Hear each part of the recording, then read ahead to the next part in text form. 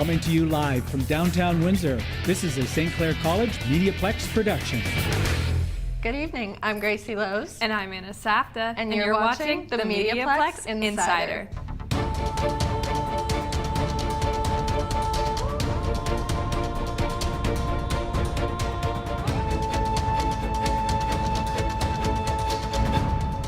Constable Lauren Briscoe from Crime Stoppers gives us our weekly Crime Stoppers update. The Windsor Police Service Major Crimes Unit continues to investigate a shooting from last spring. On May 3rd at 10:30 p.m., officers responded to a report that a person had been shot in the 1700 block of Tecumseh Road West. The victim was taken to hospital with non-life-threatening injuries. The suspect is described as a black male between 18 and 30 years old. He wore black clothing and a surgical mask at the time. He may have fled the scene in a 2011 to 2014 model white Dodge Charger. A photograph of the suspect can be located on our website, catchcrooks.com. If you have any information and wish to remain anonymous, contact Crime Stoppers at 519-258-8477 or submit a tip online at catchcrooks.com. I am Police Coordinator Lauren Briscoe.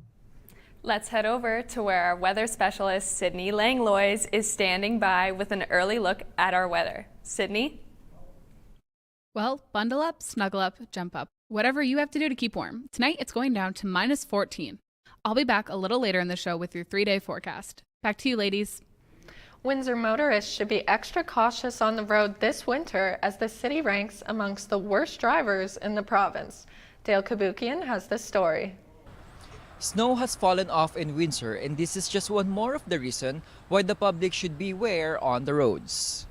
My Choice, a leading insurance comparison site, published a statistic that shows the city of Windsor as the 8th most dangerous city to drive to in Ontario. The data also says more than 10% of the drivers have violations against the law, and more than 12% have a crash on their records. Honestly, I'm not surprised. It's pretty dangerous out there. Sometimes I feel like there's a lot of people that just do like random things, like all of a sudden like they just stop randomly or like they'll like cut you off. I also feel like since like our population is getting higher and higher and newer people are coming to our city, I also feel like a lot of younger students wanting to get their license also kind of makes it like more dangerous as well. And even there's Detroit's right beside us too, so people come over here. And just like kind of everyone together and how busy our city is, it kind of makes it a little more dangerous. For the MediaPlex, I am Dale Kabukin. Here's Cam Segan to give us an update on the struggling Windsor Spitfires. As the old saying goes, home is where the heart is. Unfortunately, this has not been the case so far this season for the Windsor Spitfires. But the good news here is that the Spits haven't played a home game since the 18th. They don't play another home game until December 7th. In sports, sometimes the best medicine for a struggling team is a long road trip. After going 4-17 through their first 21 games, the Spits started an Eastern road swing last week, winning 2 of their 3 games, including a 5-2 victory over the 8th best team in Canada, Peterborough. Now, going back to the medicine analogy from earlier, this mini run of great play has coincided with GM Bill Bowler prescribing his ailing team 1 dose of a head coach firing. With 2 assistants following Jared Smith out of the door due to resignation, it has resulted in Casey Torres being promoted to interim head coach and Bill Bowler stepping behind the bench as well. It's way too early to tell, but it looks like it may have sparked the team. Interestingly enough, Bowler and Torres seem to be experimenting with a co-head coach system of sorts. Bowler takes care of the offense, while Torres directs the defensemen. Who knows how long Bill Bowler will be behind the bench, yelling at referees and showing them their mistakes with an iPad. But one thing is for sure, this is the most life the Spits have shown all season. As the weather dips below freezing, Windsorites are coming out to donate their winter clothes for the less fortunate. Dale Kabukian tells us more. The average Joe's sports bar is usually filled with bar and sports lovers at night. But on Sunday, people came here not much for fun, but to offer help in the community. Now that the winter is near, bar owner Colleen Kelly, together with other helpers, is busy collecting winter coat donations from the public to be offered to those who need warmth. Some of the beneficiaries are the Windsor Youth Center, Street Help Windsor, and others. According to Kelly, this is the third annual coat drive initiative at the Average Joe's Sports Bar. That we take warmth for granted, and a lot of people don't have the option to have a warm coat, and we have so many extra warm coats, and it gets everybody involved. People like to donate. They receive donations such as winter coats, boots, hats, gloves, scarves, and jackets. Jamie Vermette brought some of the extra clothes he found in his closet. He says this is the second year in a row that he went to the bar to make his donation. You know, with all the homeless and all the economic conditions, it's nice to give a little something back. According to him, a winter coat is needed now more than ever. Kelly says they do more community initiatives, including food drives every September. For more future events, visit their social media and website at averagejoeswindsor.com. For the MediaPlex, I am Dale Kabukin. 'Tis the season, and Thursday nights are a night to come out and enjoy the holiday market. What else you got going? I hear you there's a market people could be attending. We're doing our very first holiday market, holiday night market. Every Thursday? Every Thursday, starting in November, straight through to Christmas, presented by the Sinclair College Alumni Association. They've been, very, very generous in supporting. And what we're going to be doing is we're lucky with the large patio property that we have, that we're going to be setting up a whole bunch of local vendors on site every Thursday from 5 to 9. We're going to have, music playing and live entertainment, but also because the property is licensed, we're going to be doing like mulled wine and hot toddies and, hot apple cider. Spiked or non-spiked, depending on how you want it. But we're really going to give people the opportunity to kind of enjoy the weather outside. What kind of vendors that you have there right now? We have, and I'm drawing a blank on some of the names. Crafters, pottery, pottery makers, artists, knitters, really anything, woodwork. Yeah, because you had this also at Lansbury, right? Did you you'd have crafters? Or we did a local makers market during the food hall at Lansbury Park, and so like our whole thing and our whole mission is always about supporting local. So we carry that through, or try to carry that through in everything that we do, whether it's food connected or not. Haley Goebel shows us which classic Christmas movies will help you get into the spirit of the holidays. As we near the end of November, the holiday season is on the horizon, bringing along the joy of classic Christmas movies. I recommend watching National Lampoon's Christmas Vacation to help get you in the spirit. The Griswolds are preparing for a festive family gathering, but as usual, things don't run smoothly for Clark, Ellen, and their 2 children. Clark, do you think there's enough room for the angel? Oh, sure, honey. I have a little more trimming to do, but that won't be a problem. Ready? I give you the Griswold family Christmas tree.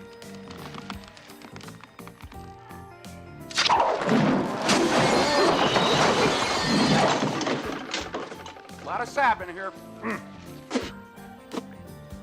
Looks great. And Clark's seemingly never-ending bad luck worsens when his obnoxious family guests arrive. We were gonna call, but Eddie wanted to make it a surprise. Yeah, you surprised? Surprised, Eddie? If I woke up tomorrow with my head sewn to the carpet, I wouldn't be more surprised than I am right now. This movie provides plenty of laughs for the whole family. For the MediaPlex, I'm Haley Goebel. Jonathan Toffelmeyer gives us an inside look at St. Clair College's upcoming holiday theater special. With the holiday season around the corner, St. Clair College students in the Music Theater Performance is presenting a holiday special at St. Clair Center for the Arts. Erica Sakani talks with us about the show. We are doing the St. Clair Holiday Special, which opens December 8th, and we have 2 weekends, so we close on December 16th. Each year, it's a different story. The third-year class, we come up with our own storyline each year with the help of our wonderful directors. And this year, it's about a telethon that goes wrong. So it's very comedic. It's a lot of fun, lots of big dance numbers. So it'll be a great time. St. Clair College invites everyone to come out and check out this amazing production. Tickets are selling fast, so be sure to get yours soon. For the MediaPlex, I'm John Toffelmeyer. Easter Seals are bringing their next fundraiser to the ice. Cam Segan has the story.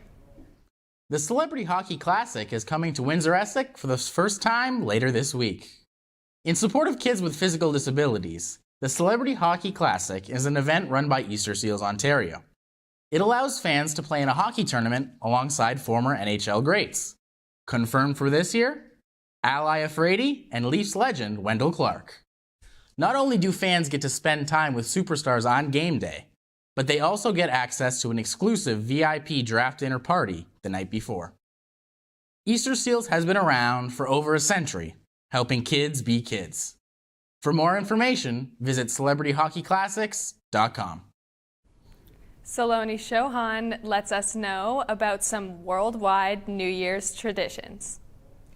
New Year is celebrated globally, but each country has unique traditions. Sydney, Australia welcomes the New Year with a stunning fireworks display over the iconic Harbour Bridge. During New Year's celebrations in Tokyo, Japan, one of the significant events is the ringing of temple bells. The Joyano-kane ceremony involves ringing the bells 108 times, which represents the cleansing of sins and the start of the new beginning. Times Square, an iconic location in New York City, is known for hosting a grand New Year's Eve celebrations every year. During the festivities, a large ball is dropped, marking the beginning of the new year. Millions of people joining the celebrations, and the atmosphere is filled with the sound of cheers. This event, a symbol of hope and offers a fresh start to people all over the world. What's your plan for the new year? Will you be spending in a bed watching a movie? Or are you also going to Times Square to witness an iconic moment of the year? For MediaPlex, I'm Saloni Chauhan. Now let's head back over to where Sydney is standing by with our 3-day forecast. Sydney? Well, after our overnight freezing temperatures, it's going to head in the right direction. Wednesday, there'll be a chance of flurries and a high of 1. Thursday, we'll see a bit of a warm-up and a mix of sun and cloud and a high of 8. Friday, there's a chance of showers and a high of 5. So it looks like we're going to be dodging the snow train for at least the next few days and into the weekend. Back to you at the desk. And now for our photo of the week. This photo was taken by William Forsyth and is titled Holiday Season. And here at the MediaPlex, we hope you are all enjoying yours. In a vote of 6-5, the city will hire a consultant to perform a feasibility study and conduct community consultation with the public regarding the Jackson Park Bandshell. Madeline Mazak has a look at this long and almost forgotten structure. I played on that bandshell in 1972, and that's quite a few years ago. Things have really changed. It doesn't look as modern and cleaned up as it was back then, but it's not too bad. We came out on stage, it was our turn to play. We came out on stage and there's a microphone stand over here, one right here, and the band's all ready and set up to play. And I go up to the microphone with my hands on my electric guitar, both hands, and I go, "Hey everybody," and the microphone, it felt like a pair of pliers grabbed my face because I got a shock like you wouldn't believe it, because I was standing in a puddle of water. Gosh. And knocked me back, my eyes were watering, and and then we just played. But everyone was out here because this was the show that ended the summer. End of the summer for the people that were here, but the end of the summer for the people playing in the bands too. Yeah. We went to school 2 days later. I decided to go to the local history library to learn more. If the bandshell once meant so much to so many people, why is it forgotten today?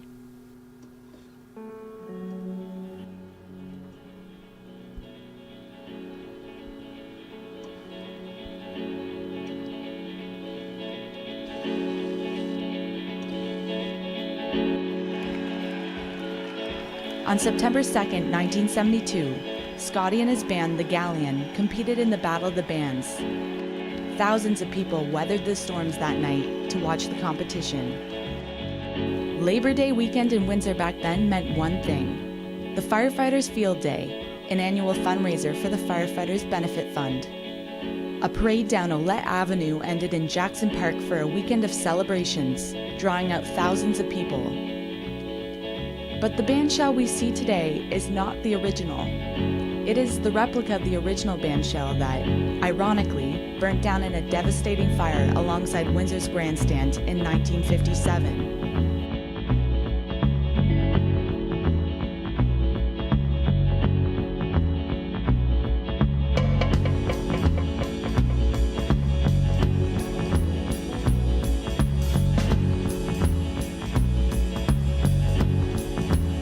I wondered if anyone else in Windsor wanted to see the bandshell restored as well. My name's Sarah Lestage, and I'm heading the group of individuals looking to have the Jackson Park bandshell repurposed. It was covered in different just trash, refuge from the landscaping that was being done in Jackson Park. I really didn't expect the kind of response that I got with over 1,000 likes in just over a month. I also had people reaching out, asking to volunteer, even just to come clean up the space. Ideally, I'd love to see Jackson Park bandshell brought back to life for public and community use. I'm really optimistic to see this happen. Having worked at Fog Lounge for almost a year now, I've become familiar with Windsor's music scene. I decided to reach out to some musicians to see what they thought.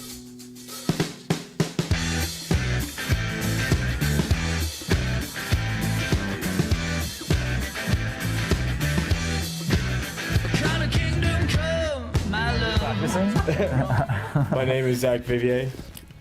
I'm the bass player in Hutch. I'm Sebastian App. I'm the guitar player and lead vocalist in Hutch. Robbie Serby, the drummer in Hutch. Is this thing on? As a musician, you see like a stage and you just see like a potential like instantly, even if it's like run down, you're just like, you know, a coat of paint and this thing's ready to go. Just get a PA and a coat of paint and you're all set. Yeah, right? man, it would be fun, but a little DIY. Like that park and that area, it's just like screaming for like something cool to happen there. Like, I don't know, like as a band, like it just feels really good to play outside. Like it's kind of like a different feeling and it's really nice. And then like I love watching shows outside. Like we played like the Island Unplugged and everyone has like their own fold-up chairs. Yeah. And they just kind of sit around and everyone's having a good time and like something like that could even happen at the bandshell and people would love it. Like growing up, you know, like the older I got, it was like more people just saying that Windsor was like boring and there was nothing to do. And I think we kind of found something to do in the music scene and we're like, oh, like shows are fun and that's something to do. So we never were bored, but like to have a stage and to have like a pretty good like run of events going, I think, you know, people wouldn't really think that anymore, and I think that's why people are excited, is because it's like the potential for something to do. Yeah, the memories on the stage, I have a few. They're rock and roll show memories. I made a lot of friends. Right here, this is where it starts. You could fit 5,000 people here, and more on the bleachers. There could be 5,000 people viewing an event off the stage. That would be amazing. It'd be thrilling. If you are looking for all things entertainment, well, Zach and Riley have you covered. Here's ZNR Entertainment. Hi, I'm Zach. And I'm Riley. And we'd like to welcome you to our segment, ZNR Entertainment. Where we'll be talking all the latest in TV, movies, music, celebrities, and more. So stick around to see what's in store for this week. Good evening. I'm here with Kitu Turkis, who is a local actor here in Windsor. Thanks so much for being here. Yeah, it's great to be here. Awesome. Can you tell me a little bit about how you got involved in the industry here in Windsor? Sure. I started at Cortisone Theater on Seminole and Walker, and I took about 2 years off after high school and decided, I'm going to work on myself and gain some experience in theater. So next thing you know, I started doing Shakespeare plays with my former high school teachers and kind of building a connection and learning how to be on stage and, act in front of a crowd. And next thing you know, a couple years went by, I've done 20 plays, a couple films, but I definitely started in theater at Corda. Yeah. Wow, that's awesome. What does a typical day in your life look like as an actor here in Windsor? As an actor here? Well, I'm not a full-time actor yet. You know, I usually wake up and I do my construction job Monday to Friday, but when I have an opportunity, it tends to look like, you know, let's set up a Zoom call, let's get a reading going on, and then every few months I prepare and, you know, speak with the directors. How do you want me to look? Do you want me to grow a full beard? Do you want me to shave my head? You know, there's a lot of preparation. I really like to go 100% when it comes to these roles, so it's, you get lucky, and when you have an opportunity, you go 1,000% at it. So that's awesome.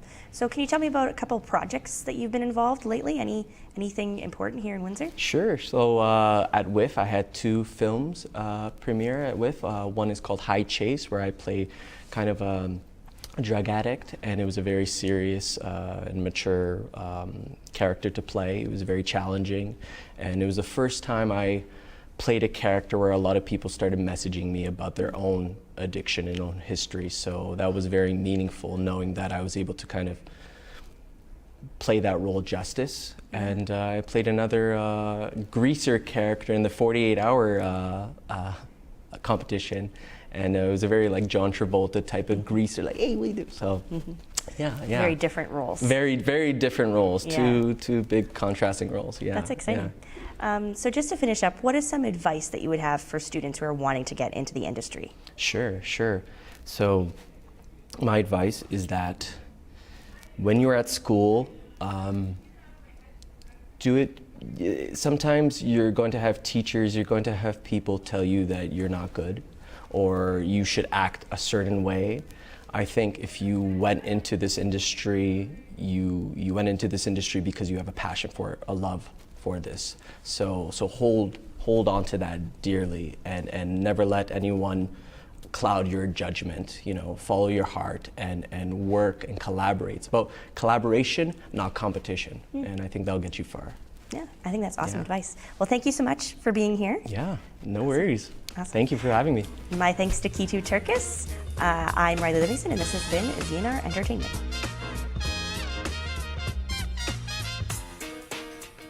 Up now is another installment of Talking Pictures. Here's Dylan and Blake. Mr. Ford, you made a picture called Three Bad Men, which was a large-scale Western. You had a quite elaborate land rush in it. How did you shoot that? With a camera.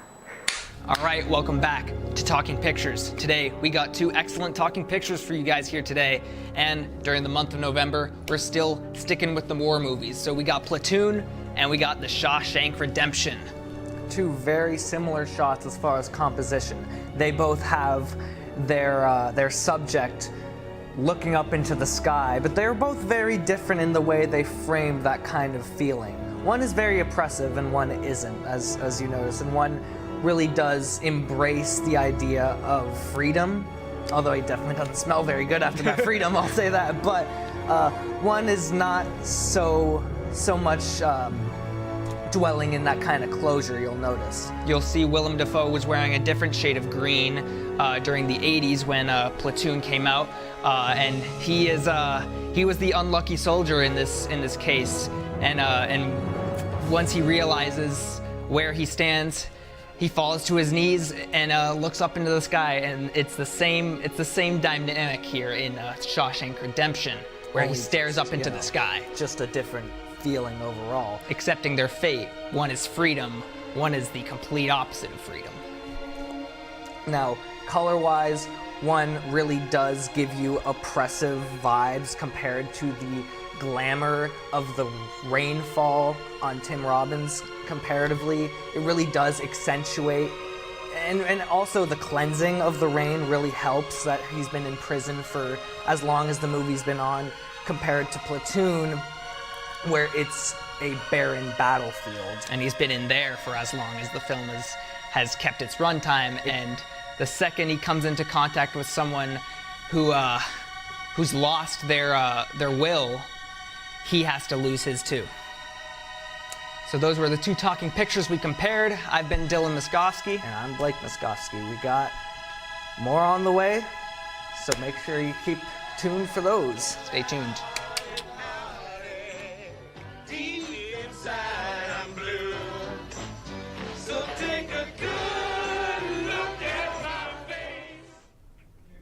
In this edition of Madcast, we are featuring advertising and marketing communications.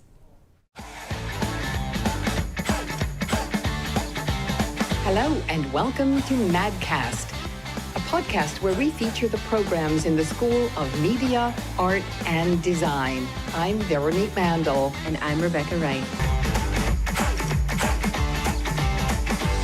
Joining us today on Madcast are a couple of the mad guys. Program coordinator Steve McEachern. Right here. Yeah. And Professor Scott Briscoe. And so why don't you start by sort of telling us a few things about the program? Okay. Well, the advertising and marketing communications program, I always like to make sure that everyone understands that it's the advertising and marketing communications program and not the marketing program, because those are two separate things. Our program covers a lot of things about marketing, but it also identifies the marketing problems, but it gives the kids opportunities on how to solve the problems, and that's what advertising does. And there's a whole digital aspect to this now, right? Yeah, Absolutely. so I guess in the past 10 years, just because the industry's changed, right? Right now, we have more digital programs in our advertising program than any other advertising program in the province. Wow. We're way ahead of everybody. That's what the students love, too. When you think about advertising, the stuff that they do and that they like TikTok and Instagram and YouTube and creative, that's what we do here. Now that you've seen and heard from these two fellas, if you have any questions, if you want to set up a tour, if you want to meet in person and discuss further, meet with Coordinator Steve. His email is listed at the bottom, or you can give him a call at 519-972-2727, extension 4295. Right on. This podcast was made possible by the Sinclair College MediaPlex and the School of Media, Art, and Design. I'm Veronique Mandel. And I'm Rebecca Wright.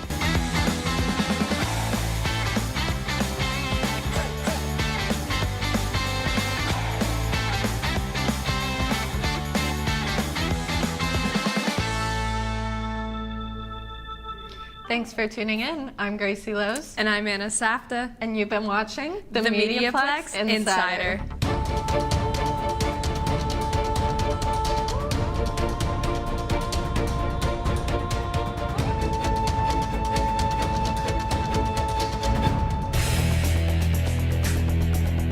This has been a Sinclair College MediaPlex production.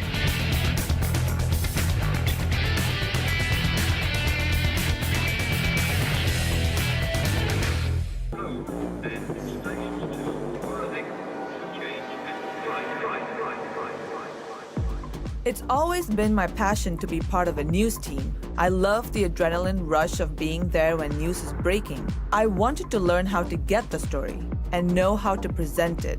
On radio, in print, on television, or the web. I wanted to learn from the best, and I did at St. Clair College.